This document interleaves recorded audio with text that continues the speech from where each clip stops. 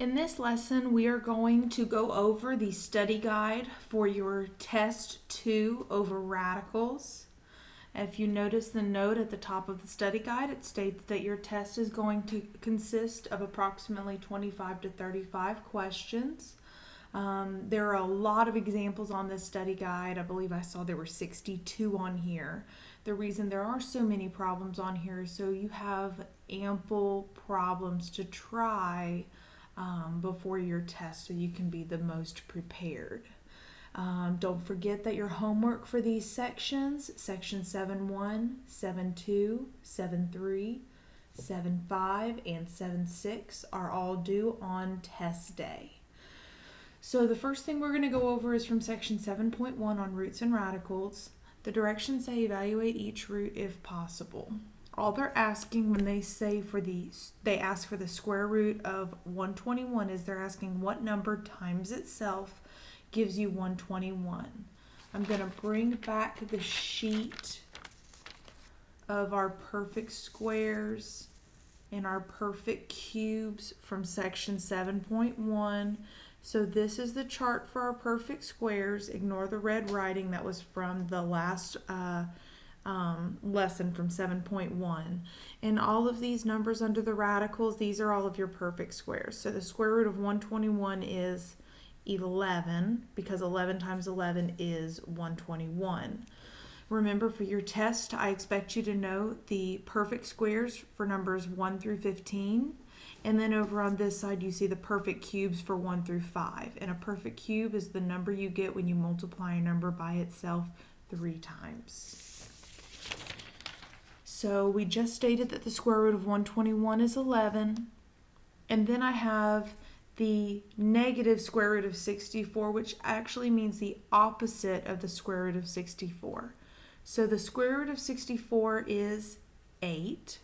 So if we're asking for the opposite of 8, then it would be negative 8. So then the square root of negative 81, remember the understood index here is a 2, so they're asking what number times itself gives you negative 81. Remember, there is no number that you can multiply by itself to give you a negative number. Some of you may want to say that the answer is negative 9, but if you multiply negative 9 times negative 9, you end up getting a positive 81, and we need a negative. So in this case, we would say that our answer is either not real or imaginary. For the next problem, they ask us for the cubed root of 64. The cubed root of 64 means what number times itself 3 times gives me 64. And if you refer to the chart that I just put on the screen about a minute ago, you will see that the answer is 4. And then on number 5, I have the square root of 8 squared. Well, you can go ahead and multiply 8 times 8 to give you 64 and say that the square root of 64 is, in fact, 8. Or you can look and see, okay, the problem is actually asking us what number times itself gives us 64. And when you write out 8 squared in that expanded form, you see that 8 times 8 gives you 64. So your answer would be 8. You can look at it either way. I really don't care as long as you get that 8 for that answer. All right, so when we approximate the square root by finding consecutive integers that trap the root, I'm going to bring back that chart that we have over here on section 7.1. Again, please ignore the red writing. I am going to use blue writing for us to approximate the root here. Just for your information, that red writing was when we approximated the root for when we did 7.1 notes.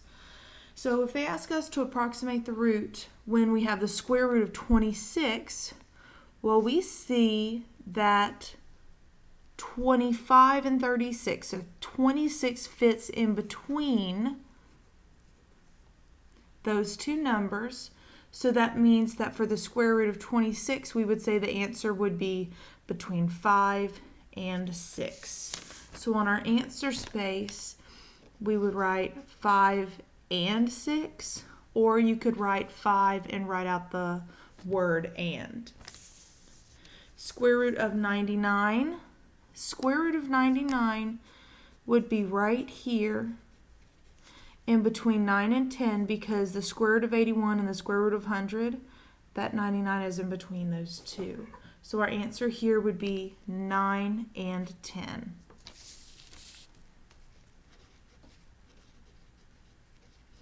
I'm just showing you the different ways that you can write your answer by using either the and symbol or actually writing out the word and. Next we have the square root of 150. Well, we look and find, we actually had this problem here in the last section, but if we look, 150 lies in between 144 and 169, so our answer is going to be between 12 and 13. Remember, consecutive integers means that they are numbers that are right after another, and that's another and sign you could use. Just make sure it doesn't actually look like a 3. Now in number 9, notice that it's the cubed root. We know that we're looking at the perfect cube chart because I have these 3's right here. So they want to know, where does the cubed root of 81 lie over here in this chart? Well, 81 lies in between 64 and 25. So we would say it lies in between 4 and 5.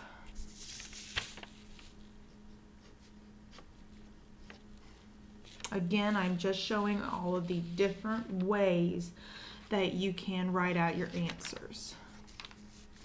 So on the next one, it's the cubed root of 150. Well, 150 is after 125, but we need to make sure that it actually lies in between 5 and the next consecutive integer, which is 6.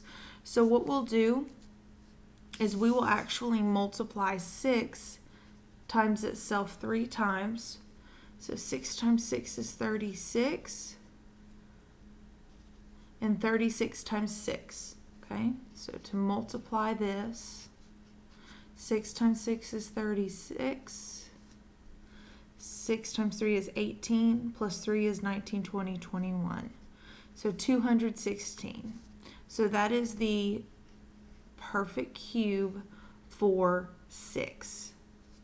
So it does in fact, 150 does in fact lie in between the 125 and the 216, so our answer would be 5 and 6. As long as your answer, if you used a slash right here, as long as it doesn't look like a fraction, you'll be okay there.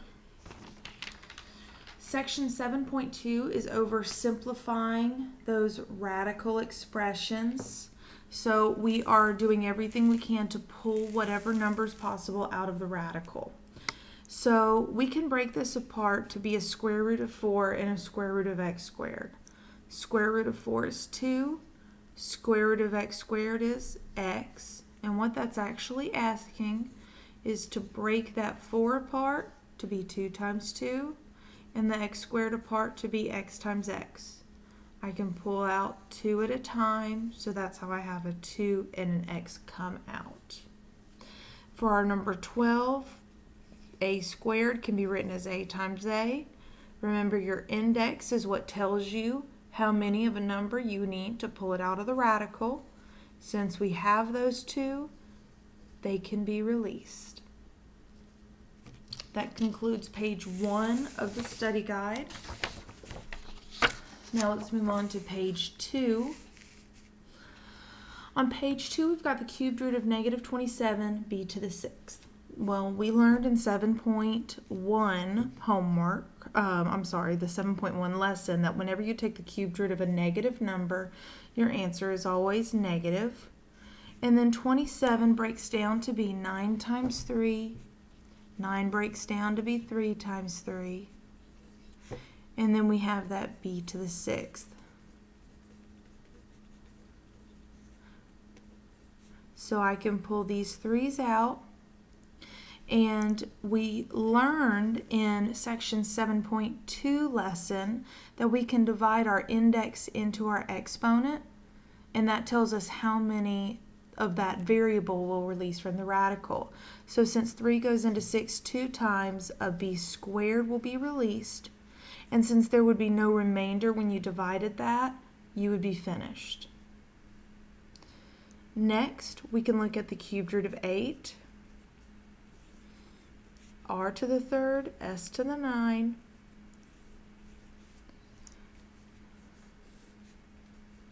So I would have 3 2's, an R to the third, and an S to the 9. So our 3 2's are going to come out as just 1 2. And remember, the reason that we can take 3 out on 13 and 14 is because they are the cube root. Before, on the other problems, we only had the square root. So 3 goes into 3 one time, so an R to the first comes out. You can decide to write the 1 or not, it does not matter. And then the 3 goes into 9 3 times, leaving you with S to the third. Now for number 15. 32 breaks down to be 8 4, 4 2, 2 2, and 2 2. We have done simplifying 32 so many times that I think that we might actually have it memorized that it gives us 5 2's. And then I have a p to the 5th and a q to the 15. So I can pull out these 5 2's, and the reason that I pull out all 5 is because it is now the 5th root. That index tells us how many of a number we need to pull it out of the radical. So a 2 comes out, well, those 2's come out as 1, and then this 5 goes into this 5 one time, so that gives me a p to the first. Again, you can decide to either write it or not. And then 5 goes into 15 3 times, so we would have a q to the third. So on number 16, they ask us for the opposite of the square root of 75. Well, before we can do the opposite, we have to find out actually what the square root of 75 is. So 75 breaks down to be 25 times 3, and then 25 breaks down to be 5 times 5. So I have a 3 and then 2 5's under the radical. A pair of 5's come out, and that 3 is left under the radical because it only has 1 3. And remember, by having that square right there, that imaginary 2, that tells we need another 1 to pull it out. So if I'm asking for the opposite of 5 square roots of 3, then it would be negative 5 square roots of 3. Now on number 17, we have the square root of 60x squared. So I would break 60 down to be 6 times 10. 6 is a 2 times 3, and then 10 is a 2 times 5.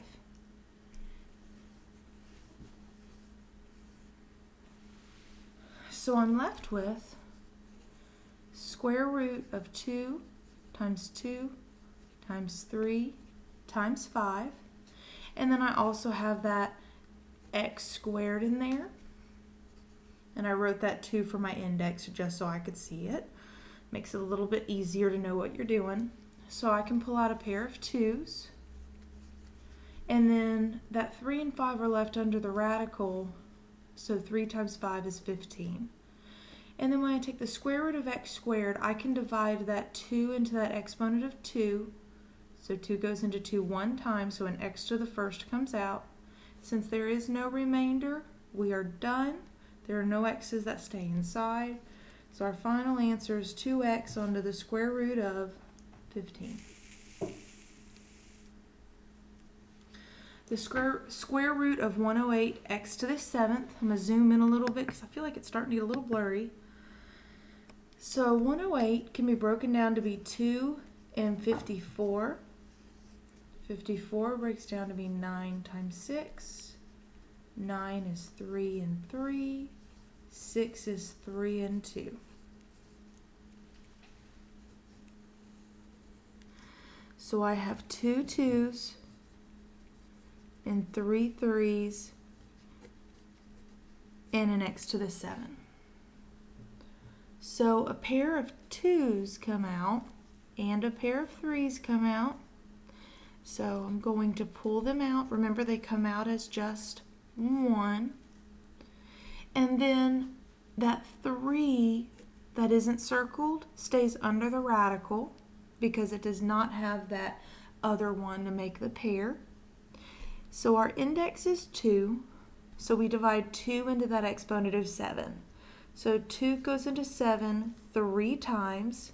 So an x to the third comes out. But that gives me 2 times 3 is 6. So when you subtract 7 minus 6, you're still left with an x to the first. So whatever that remainder is what stays under the radical. To finish up, we will multiply this 2 times 3, which will give me 6x to the third onto the square root of 3x.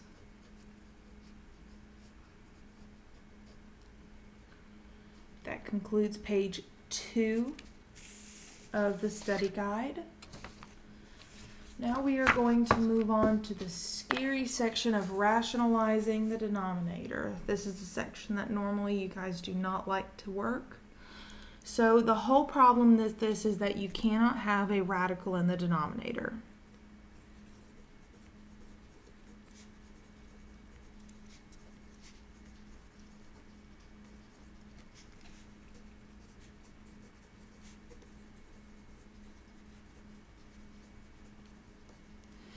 All right, so cannot have that.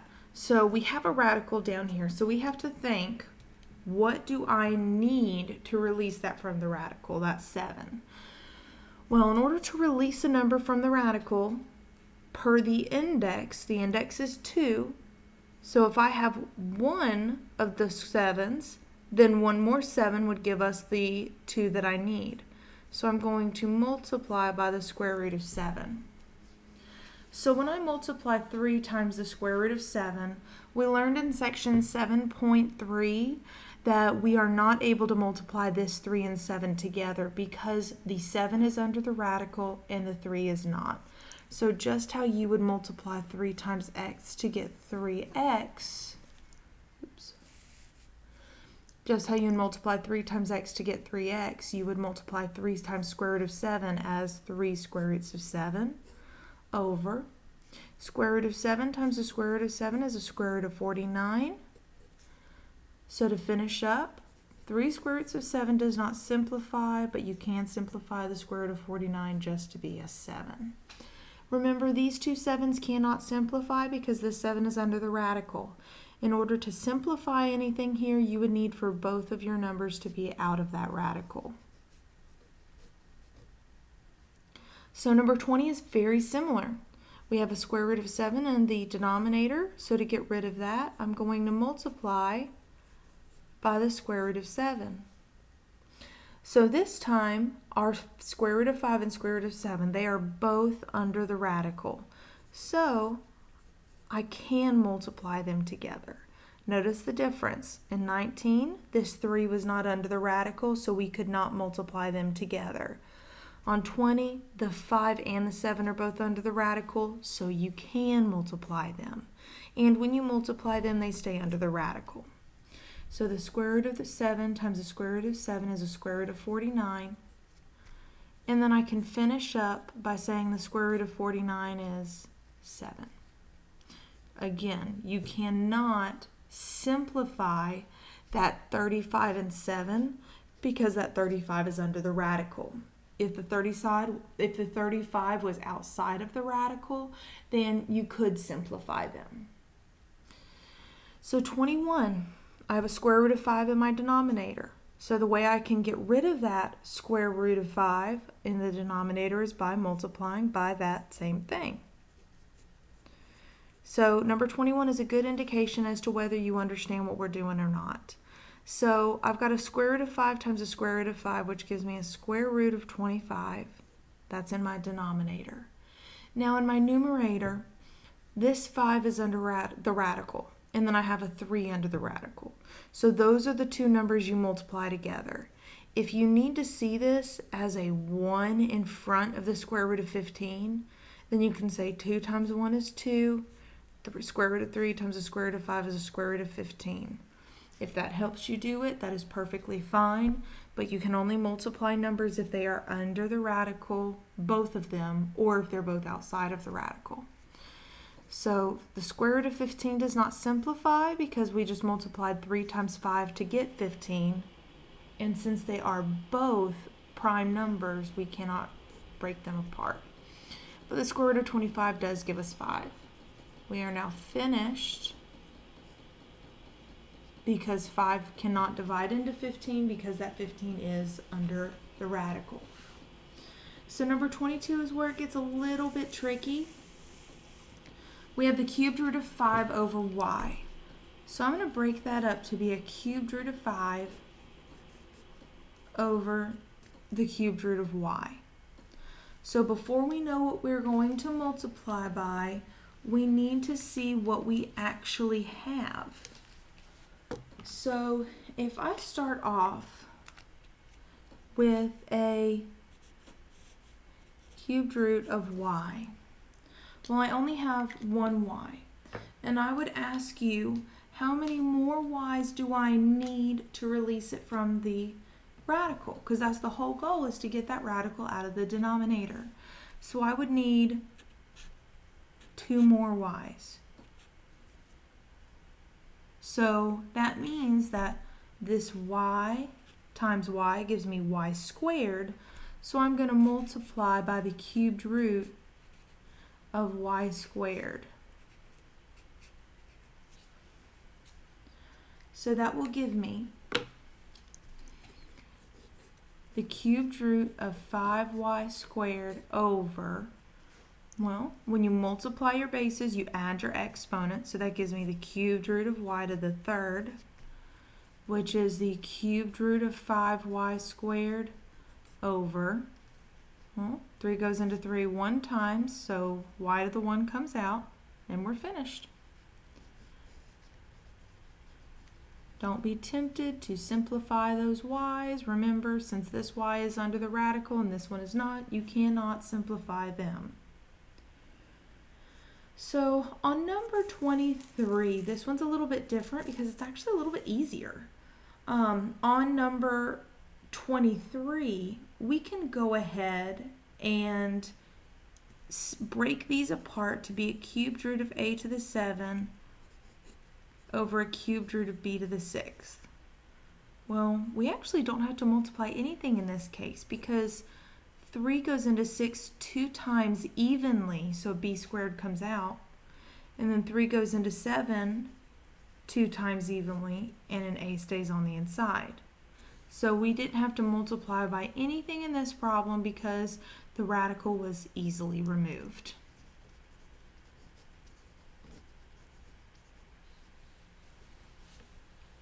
That concludes page 3 of the study guide. A whole nother page of rationalizing, so this will give us plenty of practice.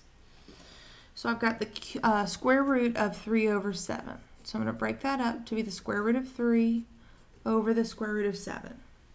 Well, to get rid of that square root of 7, I'm going to multiply the numerator and denominator by the square root of 7. So the square root of 3 times the square root of 7 is the square root of 21. And then the square root of 7 times square root of 7 is square root of 49.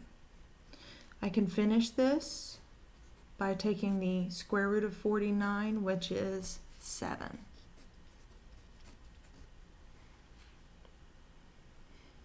(25) is a little bit different because on number 25 we've got a variable and a number.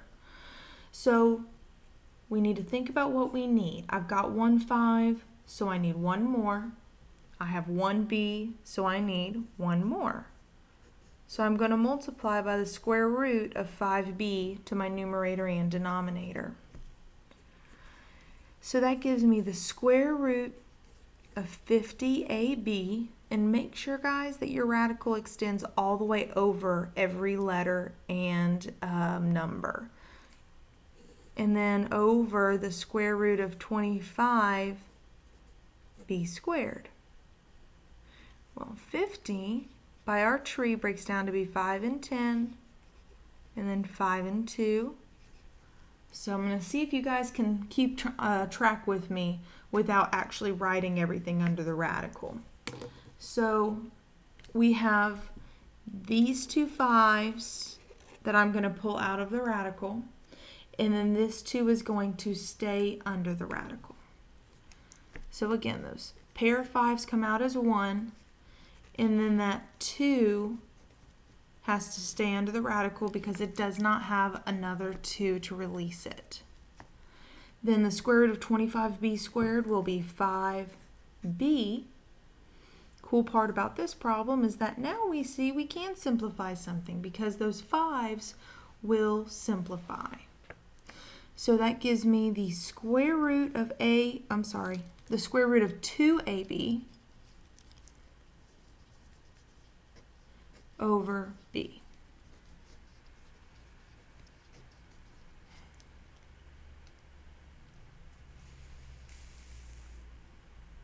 So I've got the 2 over the cubed root of 3x. So I have to look and see what I have to see what I need. The reason this one's different is because it's the cubed root instead of the square root. So if I have the cubed root and I've got a 3 and I have an x. Well, by my index, I know I need 3 of a number. So if I have 1 3, I need 2 more. And if I have 1x, I need 2 more. So I need to multiply by what's in orange. So I'm going to multiply in this case by the cubed root of 9x squared, because 3 times 3 is 9, x times x is x squared.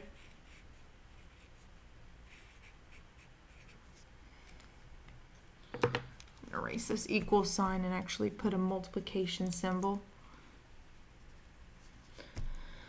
So now, remember that 2 is outside of the radical and the 9's inside, so it would be 2 onto the cubed root of 9x squared over the cubed root of 27x to the third. So 9x squared does not simplify because I need the cubed root. So I need 3 of something. So since I don't have that, I'm going to go ahead and rewrite what I have. And then the cubed root of 27 is 3. The cubed root of x to the third is x. You cannot simplify these because the 9x squared is under the radical and the 3x is not. So our final answer is 2 onto the cubed root of 9x squared over 3x.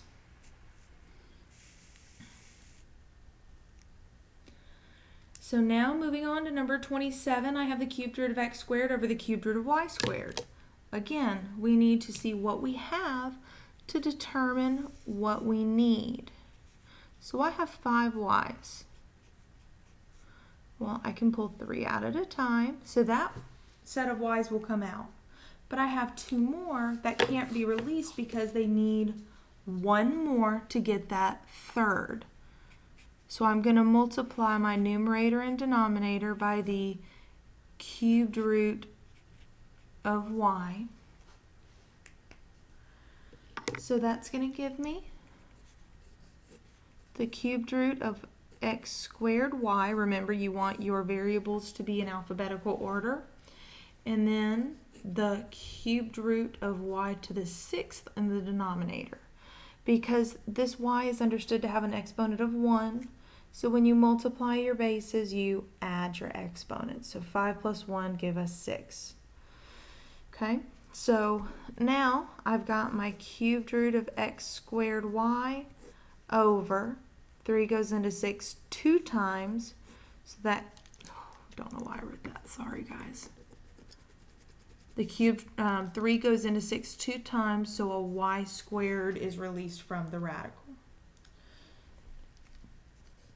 So I'm left with the cubed root of x squared y over y squared, and we're finished. Number 28 isn't so simple. On number 28, you notice that we have two terms under the radical. So under the in the denominator. So the way we get rid of that is by multiplying by the conjugate.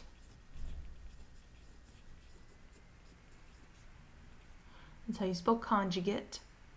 So in order to multiply by the conjugate, it's always the same terms inside of the parentheses. The only thing that is different is the sign connecting them. So if this one's a plus, that means this one will be a minus. So what I do to the denominator, I'm going to do to the numerator. Well, when you multiply 1 times anything, you'll end up with that anything. So I'm left with 3 minus the square root of 2 over. So this is our distributive property. So I multiply this 3 times everything in this set of parentheses and the square root of 2 times everything inside of this set of parentheses. I'm going to slow down my speaking a little bit so y'all can keep up. Remember, if you need to rewind, you absolutely can. So 3 times 3 gives me 9. And then 3 times the negative square root of 2 is negative 3 square root of 2. So I'm done multiplying that 3. So the square root of 2 times 3 is 3 square root of 2. And the square root of 2 times the negative square root of 2 is the negative square root of 4. So now I have my 3 minus the square root of 2. That doesn't simplify at all. But what you will notice is that these terms will cancel, leaving you with 9 minus the square root of 4. Well, the square root of 4 is 2, so that means it's 9 minus 2. So I have 3 minus the square root of 2, and then 9 minus 2 is 7.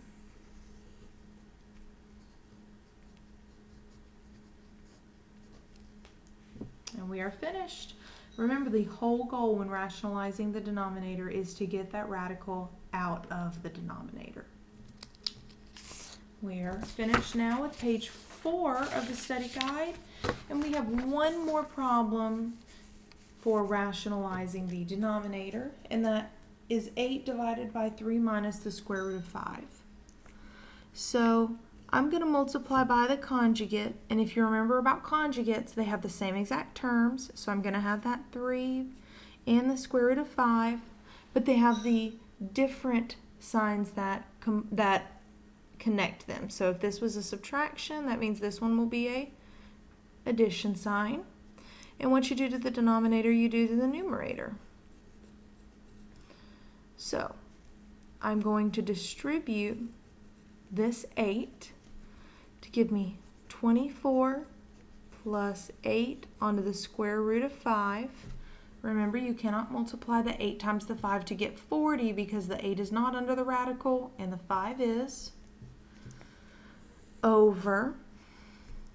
Again, we are going to distribute by multiplying 3 times everything in here, negative square root of 5 times everything in here.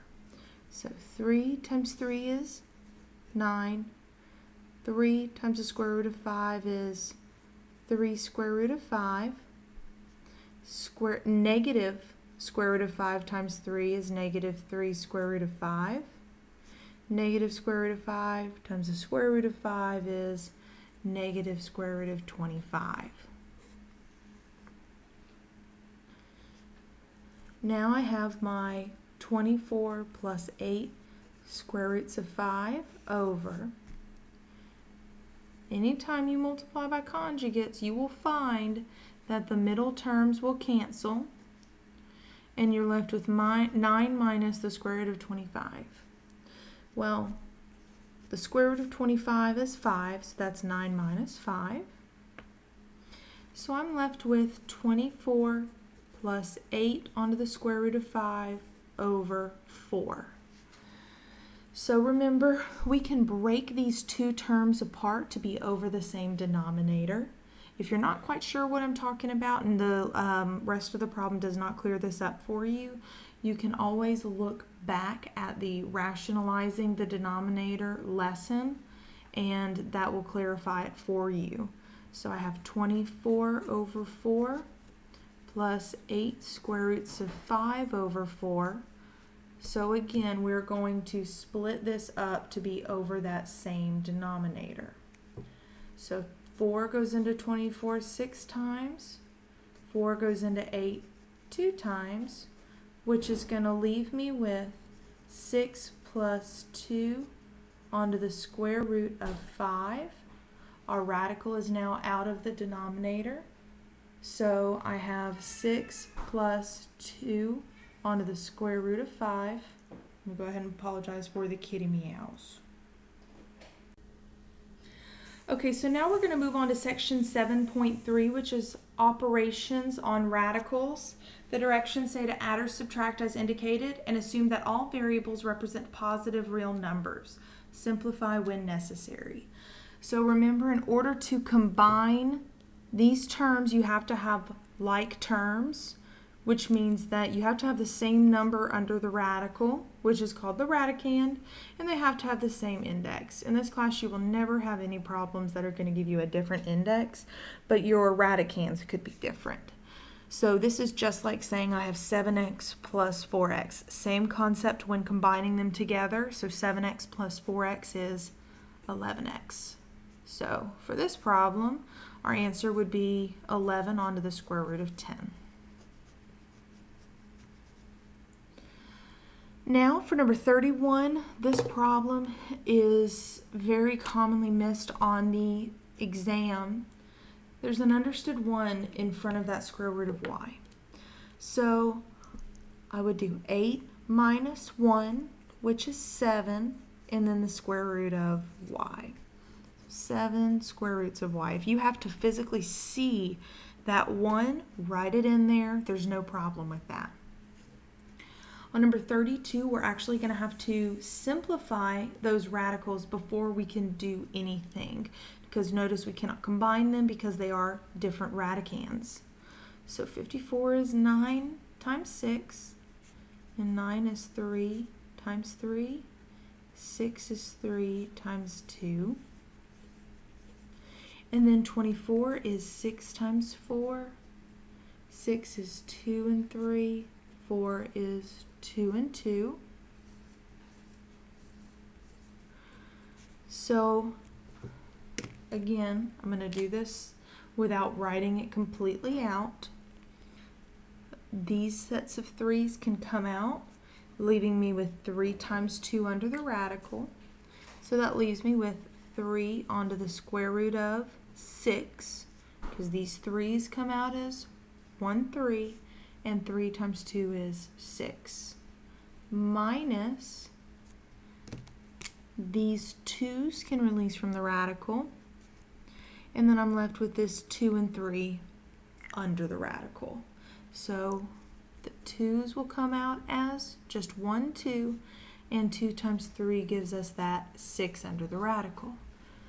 So 3 minus 2 is 1, square root of 6. I will also accept the square root of 6. Either one works fine for me.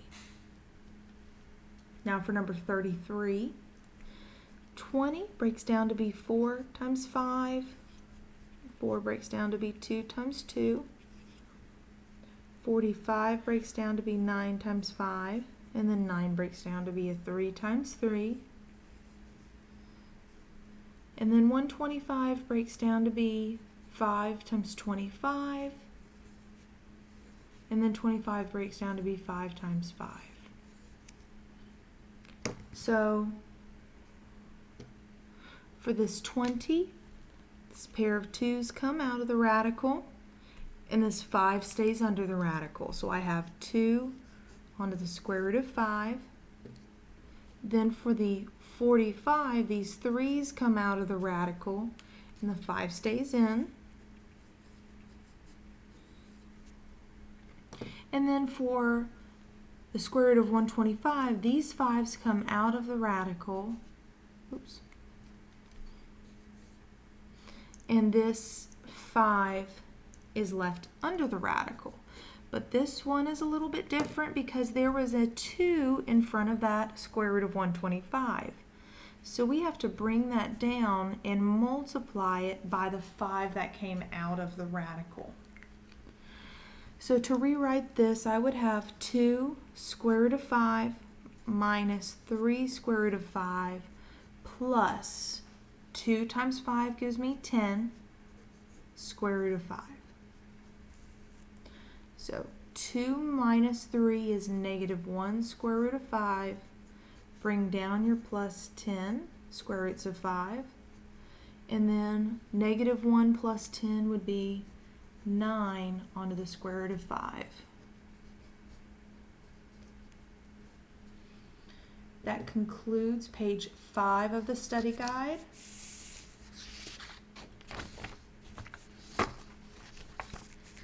We have one more problem with adding and subtracting these radical expressions.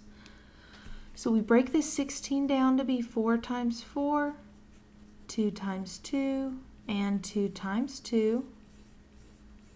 And the 54 breaks down to be 9 times 6, 3 times 3, and 3 times 2.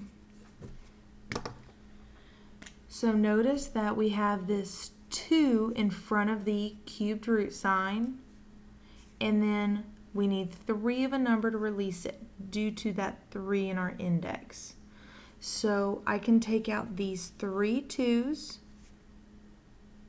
So those 2's come out. So I'm going to draw an arrow. That is that 2, and then these 2's are this 2. And then this 2 stays under the radical. Then I have plus this 3 came out of the radical, or it was already out of the radical, so that's where this 3 comes. These 3's come out as just 1 3 right here, and then that 2 is left under the radical. So before I can move on, I need to multiply my 2 times 2, which gives me 4, onto the square root of 2, and the 3 times 3 gives me 9 onto the square root of 2. So 4 plus 9 gives me 13 onto the square root of 2. And it's actually the cubed root, so y'all be real careful. It's very easy for you to forget that cube root sign. So remember, if you don't include that cubed root sign, your answer would in fact be wrong, not have credit, but wrong, so please be careful of that. So moving on to number 35, the directions say multiply each expression and simplify. So I have 3x times 7y. Well, they're both under the radical, so I can multiply them. And since they were under the radical when I multiplied them, the answer will also be under the radical. So that's 21xy, and that's only if it doesn't simplify any further. Well, we know 21xy won't simplify, so we are finished. And our answer is the square root of 21xy. Now I have the cubed root of 4, and this a has an understood exponent of 1, that b has an understood exponent of 1. So a squared times a to the first is a to the third, because when you multiply your bases, you add your exponents. And then b to the first times b squared is b to the third. So I can't take the cubed root of 4 because 4 only breaks down to be 2 times 2. And remember, I need a third 2 in order to release it. So that cubed root of 4 stays in the radical. And 3 goes into 3 one time with no remainder, so an a to the first comes out. And then 3 goes into 3 one time, so a b to the first also comes out. And we're finished. So on 37, I can distribute that square root of 5 into each term. So the 5 and 3 are both under the radical, so that gives me the square root of 15. Since they are both under the radical, you can multiply them together. And then the square root of 5 times 2 gives me 2 onto the square root of 5. The reason it had to be this way is because that 5 is under the radical and the 2 is not. So our answer will be the square root of 15 plus 2 onto the square root of 5. For number 38, we will again distribute. So the square root of 6 times the square root of 8 is the square root of 48 minus the square root of 6 times the square root of 2 is the square root of 12. Now to finish this problem, we do have to simplify. So 48 breaks down to be 6 times 8. 6 is 3 times 2. 8 is 4 times 2. And 4 is 2 times 2. So, excuse me. So these 2's release and these 2's release, and that 3 stays under the radical. So that will leave me with 2 times 2 onto the square root of 3, because this set of 2's multiplies by this set of 2's that comes out, and then that 3 stays under the radical. And then my 12's are 3 times 4, and then 2 times 2. So these 2's will release from the radical, and that 3 has to stay under the radical. So that's minus those 2's released, and that 3 is left under the radical. So before we can finish this problem, we need to multiply 2 times 2 to get 4 square root of 3. Bring down your minus 2 square root of 3.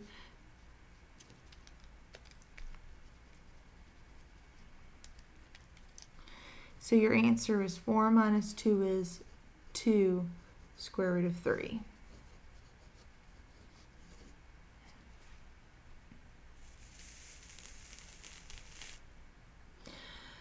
Now for the last problem on page 6, I've got number 39 says the square root of 3 plus 5 times the square root of 3 minus 7.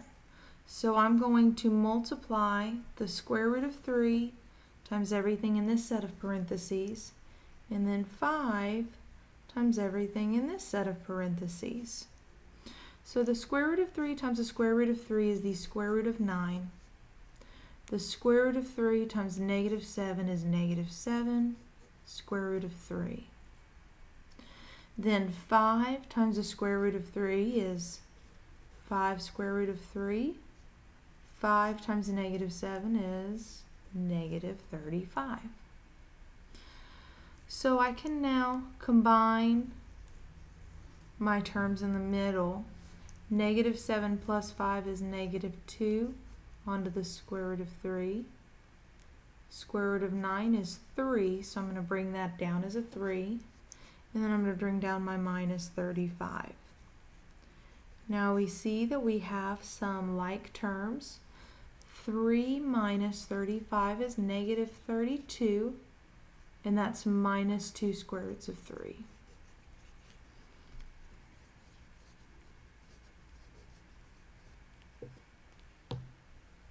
That concludes page 6 of the study guide.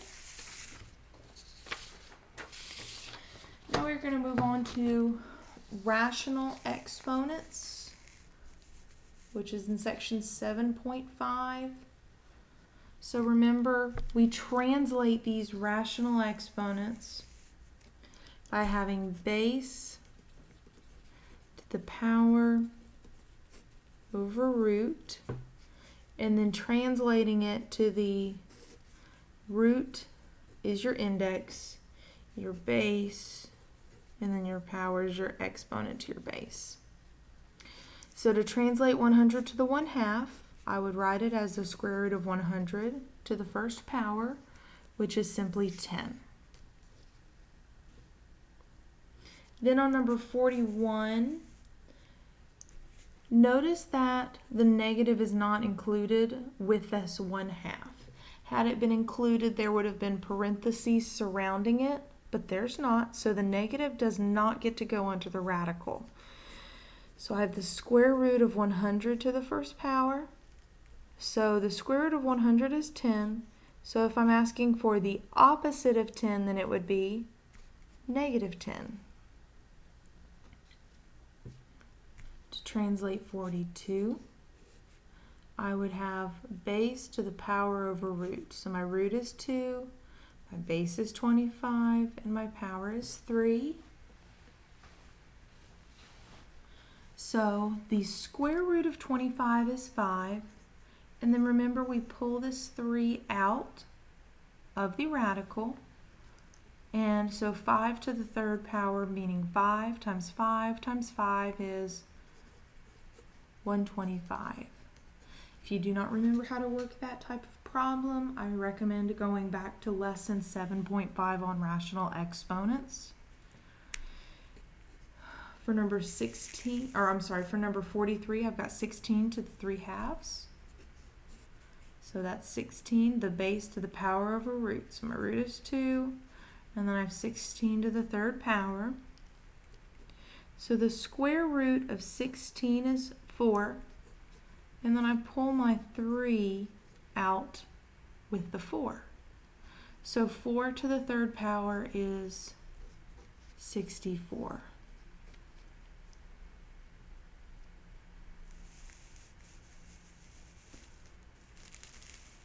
Now on number 44, we're going to learn what happens, or be reminded of what happens when you have a negative in your exponent.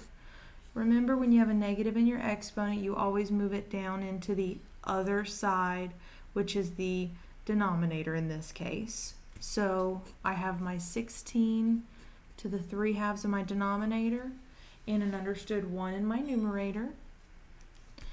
Now I can translate. So the square root of 16 is 4. Bring your 3 over. And 4 to the third power is 64. So your final answer would be 1 over 64. And then on number 45, exponent is not negative, so we don't have to worry about that part too much. So to translate it, I would have 25 as my base.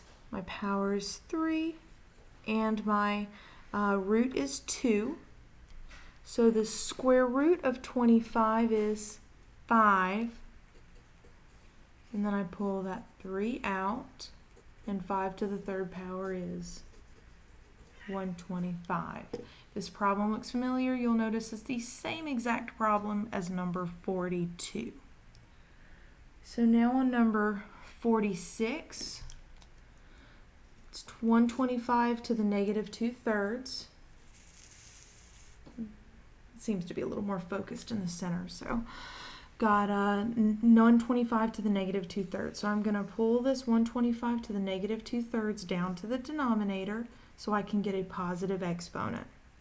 So I have 125 to the 2/3. You have to have a placeholder, and so in this case our placeholder is 1. And then we're going to translate that 125 to the 2/3. So that's 1 over, and then I have 125 as my base, my power is 2, my root is 3. Again, I apologize for the meowing cats. They're a little mad that I'm neglecting them right now. So the cubed root of 25 is 5. And remember, you pull that 2 out with it. So 5 squared is 25. So I forgot to write my answer on number 45 was 125, and my answer on 46 is 1 over 25. That concludes page 7 of the study guide. Now we're going to move to page 8. This is still section 7.5. We are simplifying each expression. So here, when you multiply your bases, you add your exponents. So that gives me x to the 3 over 2 times 5 over 2. Or I'm sorry, plus. Wrote that wrong. Because when you multiply these, you add these. So it's 3 over 2 plus 5 over 2, which gives me x to the 8 over 2, because 3 plus 5 is 8. And then you keep that denominator of 2. To simplify further, 8 divided by 2 is 4. So x to the 4 is my final answer. Remember I told you guys that B is the most common missed problem on this test. So when you multiply your bases, you add your exponents. That gives me 2 over 3 plus 3 over 2. Well, in order to add fractions, you must have a common denominator. So between 3 and 2, your common denominator is 6. So I would multiply my numerator and denominator on the left by 2, and my numerator and denominator on the right by 3. So I'm left with b to the 2 times 2 is 4 over 2 times 3 is 6 plus 3 times 3 is 9. 2 times 3 is 6. So 4 over 6 plus 9 over 6 is b to the 13 over 6.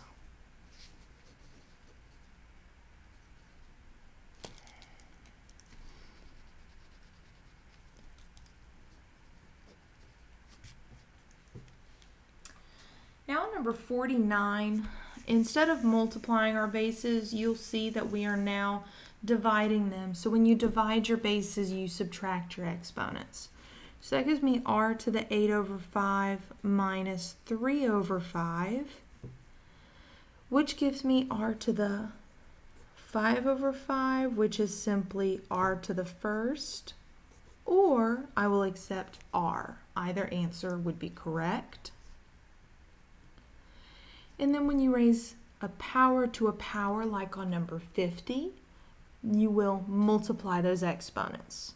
So when you multiply these exponents, you can simplify the numerators and denominators first. So these 3's will cancel, leaving me with x to the 2 over 5.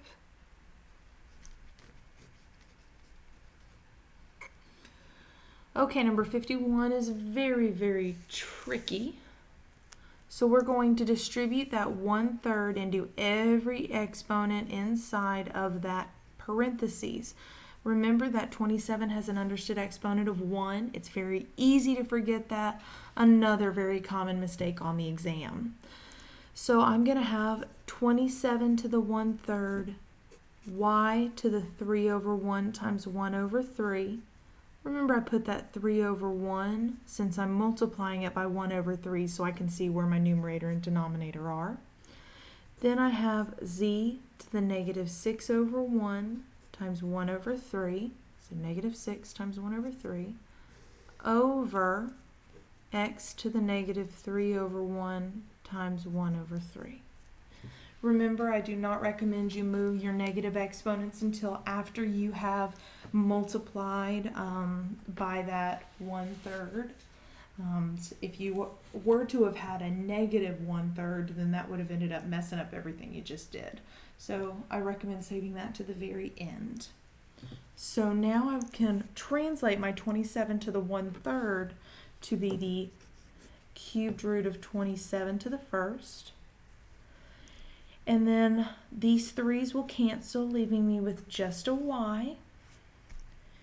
3 goes into 6 2 times, leaving me with a z to the negative 2. Don't forget it was negative. And then these 3's will cancel here, leaving me with an x to the negative 1 in your denominator. So now I can take the cubed root of 27, which is 3. My y stays the same. But my z has a negative exponent, so it will go to the denominator. And my x has a negative exponent, so it will go to the numerator. The last thing you can do here is swap these two variables because you want them to be in alphabetical order.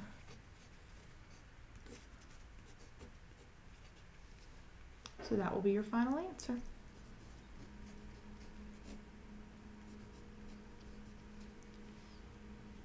That concludes page 8 of the study guide. So on page 9, the first thing you're going to have to do is draw your eye chart, okay? So I have a very specific way that helps me remember my eye chart. You can either choose to use it or not. I really don't care either way. So you always start with I to the 1, I to the 2, I to the 3, and then I to the 4. And then I always say, what do you say when you win a baseball game? You always say, I won, I won. And then I always ask, do you have anyone who is negative in your life who you would always like to kind of keep on the inside so no one gets to see all that negativity? So I would put my negatives on the 2 inside terms. You will be expected to draw your eye chart. It will be a blank 8-space chart just like this is. So make sure you are able to correctly draw this chart. So on numbers 52 through 54, the directions say to write each expression as a multiple of I, simplify your results where possible. So when they're asking us to write it as a multiple of I, we know that we're going to have a negative under the radical. Because remember, the definition of an imaginary number is the square root of -1. So the square root of a negative, we just said is I, and the square root of 49 is 7. So our answer for 52 is 7I. For number 13, square root of a negative is I, and then we can't take the square root of 13. It's a prime number, so we would just leave it as the square root of 13. Make sure you put your I in front of the 13, remember, of the square root of 13. Whenever you pull something out of the radical, it always goes out in front. So our answer for 53 will be I onto the square root of 13. For number 54, we will break down the square root of -60. So 60 breaks down to be 6 times 10, 2 times 3, and 2 times 5. So they're asking us to take the square root of a negative number, which is I. And I've got a 2, a 3, a 2, and a 5. Well, these 2's here will come out of the radical, and then this 3 and this 5 are going to stay in the radical. So 3 times 5 gives me that square root of 15. And then finally, they're asking for the opposite of the square root of -60. So if they're asking you for the opposite, then that means instead of a positive 2i, it would be a negative 2i. So it's negative 2i onto the square root of 15.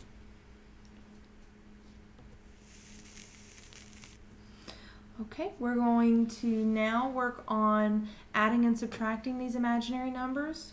Remember, there are 2 questions you need to ask yourself when removing parentheses. And we know that when simplifying these, please excuse my dear Aunt Sally, you always have to take care of those parentheses first.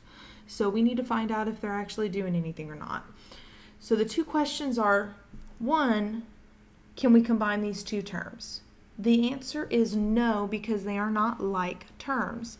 In order for them to be like terms, they would either both have to be just a 3 and a 4, or they would both have to have the I after them. So, since we can't combine our 2 terms, we ask the second question. Is there anything multiplying out in front? Well, you might say that there's a 1 out in front, but even if there's a 1 out in front, if you distribute that out, it won't change anything.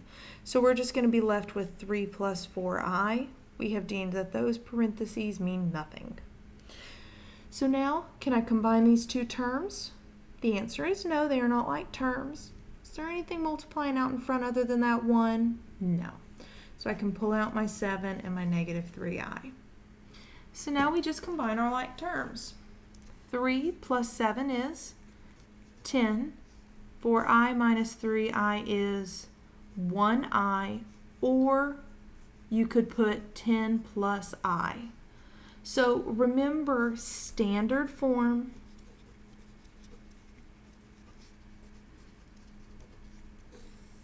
is a plus bi, where a is your constant, meaning the number that's by itself, which in this case is the 10, and then the term with the I is second.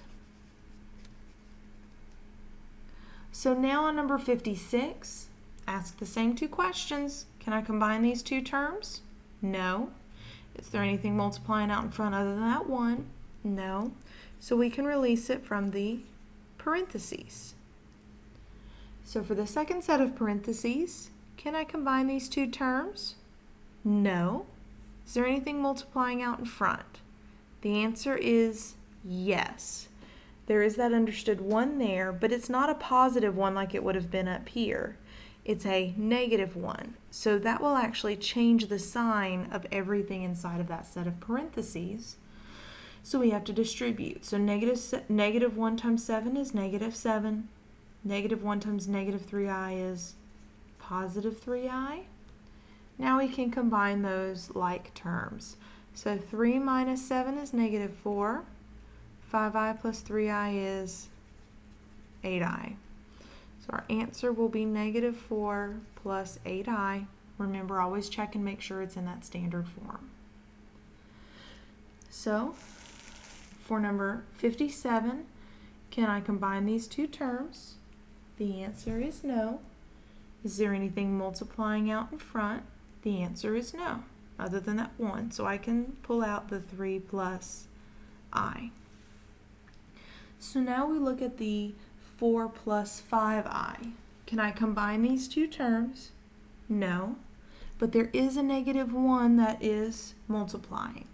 So I'm going to distribute that negative 1 into both terms inside of my parentheses.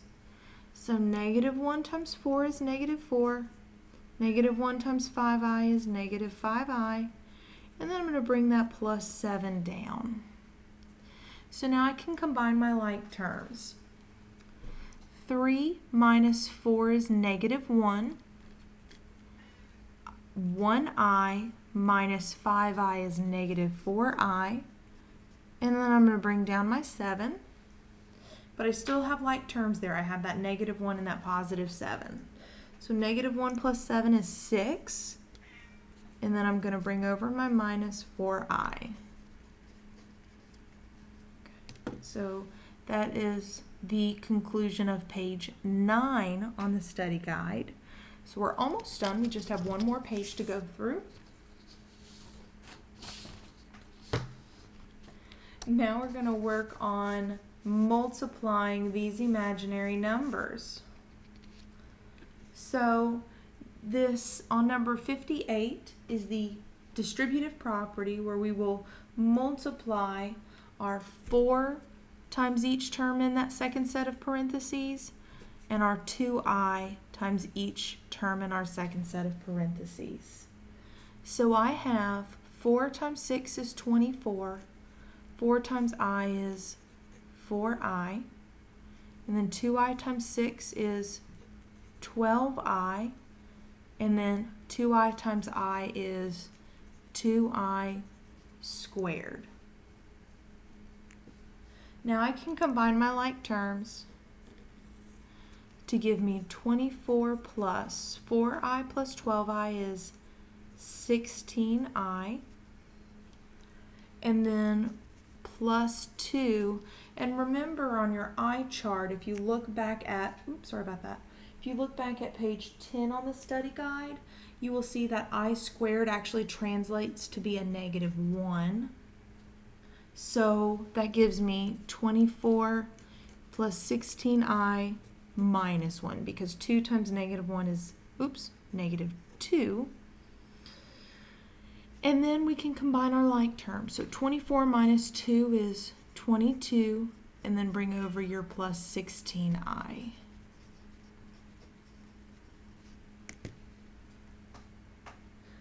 So now in number 59, I'm going to distribute my I times everything inside of that set of parentheses. Sorry about that.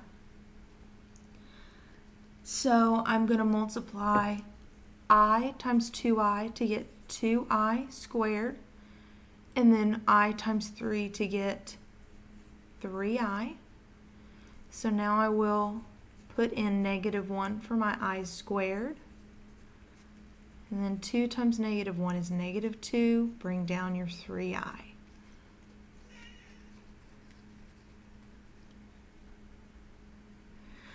Okay, number 60. I need to rewrite this binomial twice because we're saying 3 minus 4I squared.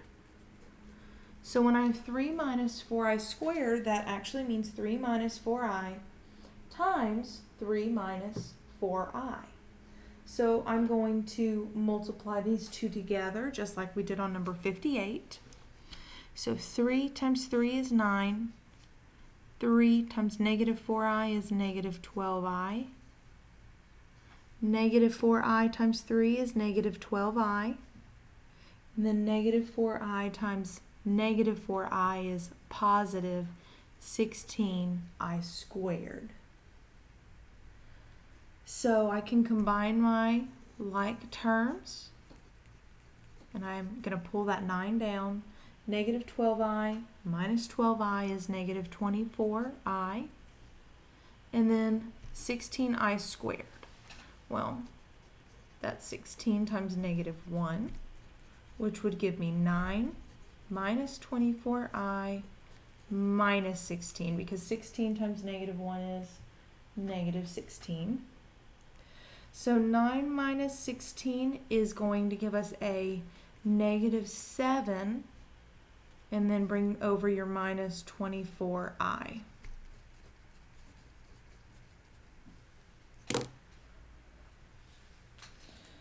So now we're going to work on finding the quotient.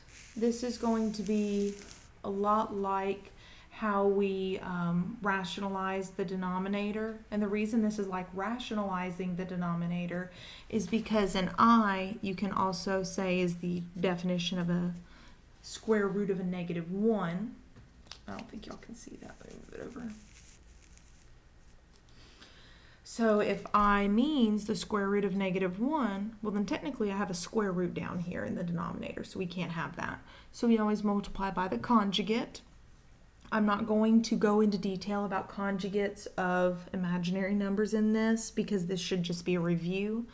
If you need to go over conjugates, then I recommend you look back at lesson 7.6 on imaginary numbers. So I'm going to multiply by -5I.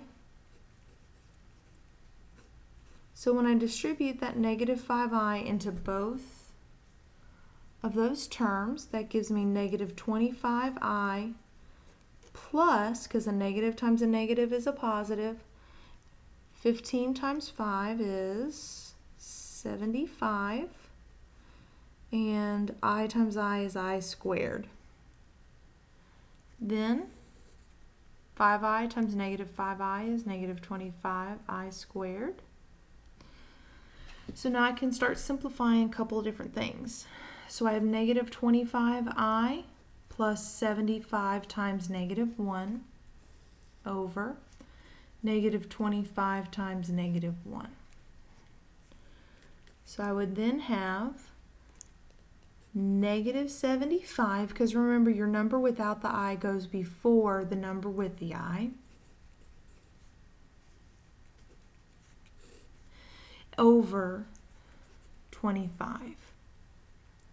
So remember, we can break this apart to be a -75 over 25 minus 25I over 25. 25 goes into 75 3 times, and 25 will cancel, leaving me with -3 minus I. And for the final problem on the study guide, we have 62. It's 10 over, or divided by 3 minus 4I. So I'm going to multiply by the conjugate of 3 plus 4i.